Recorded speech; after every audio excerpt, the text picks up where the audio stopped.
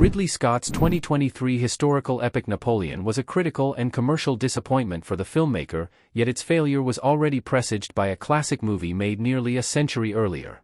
Starring Joaquin Phoenix in the title role, Napoleon was met with a mixed response by critics and bombed at the box office, making a comparatively meager $221 million during its run. Yet while responsibility for the film ultimately falls on Scott himself, there was a clear precedent to suggest that his ambitious project was never likely to succeed.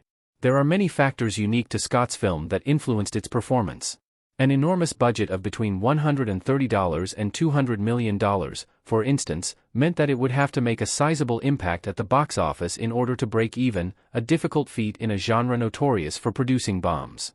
Yet while keeping costs down may have made a small impact, other considerations meant Napoleon was never likely to succeed, a situation typified by one legendary 97-year-old silent movie.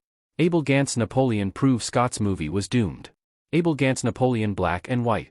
One of the most singular and extraordinary cinematic achievements of all time, Abel Gant's 1927 epic Napoleon provides the clearest evidence that Ridley Scott's Napoleon movie was never going to work.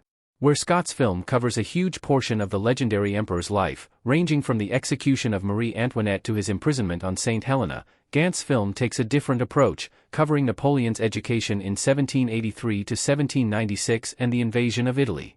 However, despite focusing on a comparatively condensed period, Gant's movie is approximately 5.5 hours long. The truly epic scale of Gant's movie is testament to the rich depth of its subject matter.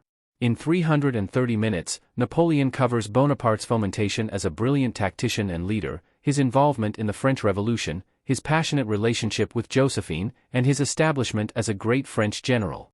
The fact that it doesn't even get to his coronation as emperor, or legendary battles like Austerlitz and Waterloo, not only highlights how consequential all aspects of Napoleon's life were, but that trying to tell the whole story in a 2.5-hour feature was always impossible. Even Napoleon's director's cut wouldn't save Scott's movie. Whatever the merits of Scott's movie, Gant's project proves that even a completely unviable runtime is insufficient to tell Napoleon's full story. As seen in Scott's final product, the consequence of cramming Napoleon's many achievements and highlights into such a limited period is that the movie feels rushed and insubstantial. Both the audience and film are understandably unable to grapple with precisely what made Napoleon such a compelling and unique figure. Instead, seismic moments just seem to happen to him, with the narrative incapable of fully exploring the background behind such epic-defining moments.